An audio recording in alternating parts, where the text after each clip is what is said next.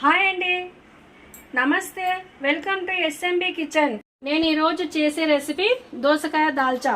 దీనికి కావలసిన పదార్థాలు: శనగబ్యాళ్ళు, టీ గ్లాసుతో 2 గ్లాసులు శనగబ్యాళ్ళు తీసుకున్నాను. 2 చిన్న సైజు టమాటా కట్ చేశాను. ఆనియను, ఒక వంకాయ వేయాలంటే కట్ చేసి, సన్నగా తరిగిన ఆనియను, పుదీనా, మెంతం కూర, కట్ చేసుకున్న దోసకాయ, పసుపు, ఉప్పు, ధనియాల పొడి, కారము, అల్లం వెల్లుల్లి పేస్ట్, పెద్ద నిమ్మకాయ సైజ్ అంతా చింతపండు నానబెట్టుకోవాలి. ఇప్పుడు మనము శనగబ్యాళ్ళు కడిగి తీసుకుందాం.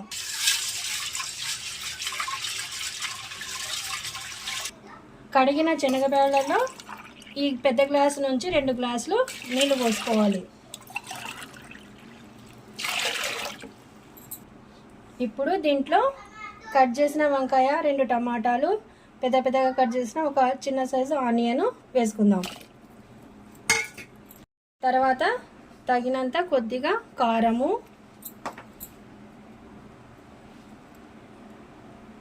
పసుపు, అల్లం వెల్లుల్లి పేస్ట్,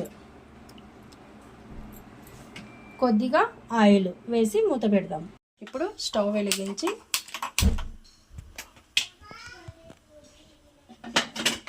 మూత పెడదాం. ఒక 4 విజిల్స్ రావాలండి. మంట కొంచెం హై ఫ్లేమ్లోనే పెట్టాలి.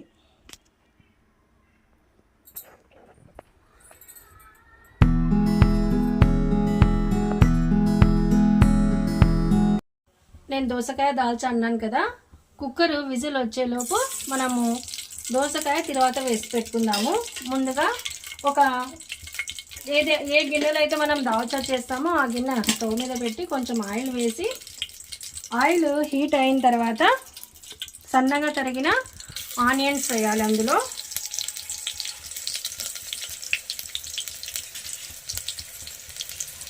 కలపాలి. ఆనియన్స్ లైట్ బ్రౌన్ కలర్లో వచ్చేంత వరకు మధ్యలో కలపాలి. ఇది బ్రౌన్ కలర్ రావాలండి.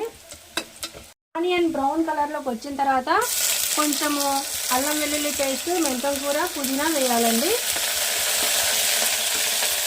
వేసి అందులో కొద్దిగా పసుపు, కొద్దిగా ఉప్పు, దానికి సరిపడేట్టుగా ఉప్పు వేసుకోండి. కొంచెము ధనియాల పౌడరు, తర్వాత కారము కొద్దిగా వేసుకున్నాము. ఎందుకంటే దాల్చలో బ్యాళ్ళు ఉడకబెట్టడానికి పెట్టినాం కదా, అందులో వేసాము. తర్వాత వచ్చేసి కలపాలి. దీన్ని కలిపిన తర్వాత ఈ కట్ చేసుకున్న దోసకాయ ముక్కలు వేద్దాం.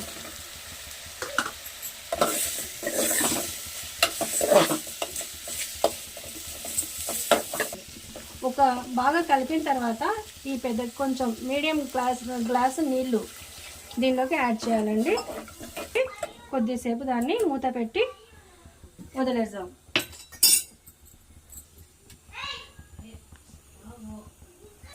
5 మినిట్స్. ఇప్పుడు మంట కొద్దిగా హై ఫ్లేమ్లోనే పెట్టాలి. ఒక 5 మినిట్స్ ఉడికియాలండి. ఆనియన్ బ్రౌన్ కలర్లోకి వచ్చిన తర్వాత కొంచెము అల్లం వెల్లుల్లి పేస్ట్, మెంతం కూర, పుదీనా వేయాలండి. వేసి అందులో కొద్దిగా పసుపు, కొద్దిగా ఉప్పు, దానికి సరిపడేట్టుగా ఉప్పు వేసుకోండి. కొంచెము ధనియాల పౌడరు, తర్వాత కారము కొద్దిగా వేసుకున్నాము.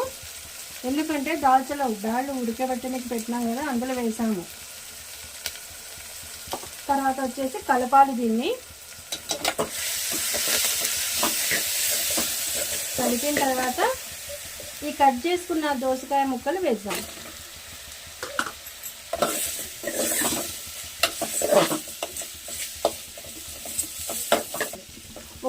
బాగా కలిపిన తర్వాత ఈ కొంచెం మీడియం గ్లాసు నీళ్ళు దీనిలోకి యాడ్ చేయాలండి.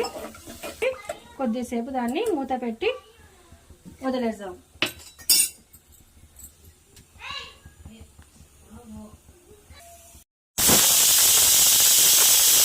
3 minutes తర్వాత మూత తీసి మళ్ళీ కొద్దిగా కలుపుదాం.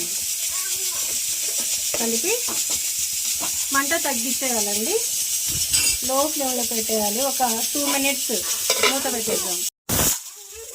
2 minutes తర్వాత గ్యాస్ ఆఫ్ చేసేద్దామండి. 3 విజిల్స్ తర్వాత మూత తీద్దాము. కుక్కరు బ్యాళ్ళు ఉడికినాయండి. ఇప్పుడు దీంట్లో తగినంత ఉప్పు వేద్దాం.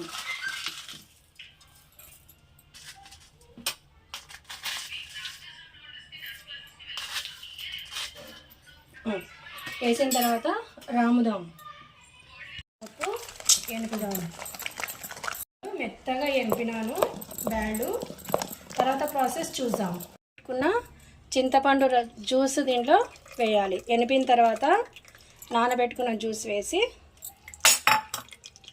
చింతపండు రసం దీంట్లో కలిసేలాగా ఒకసారి కలుపుదాము.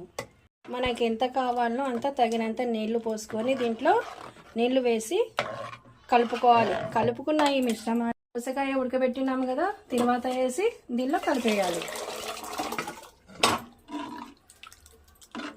దీంట్లో కలిపిన తర్వాత పచ్చివాసన పోయేంత వరకు ఉడకబెట్టుకోవాలి. ఇప్పుడు దాల్చా ఉడికిందండి, చూడండి బాగా ఉడుకుతుంది. సర్వ్ చేసుకుందాం.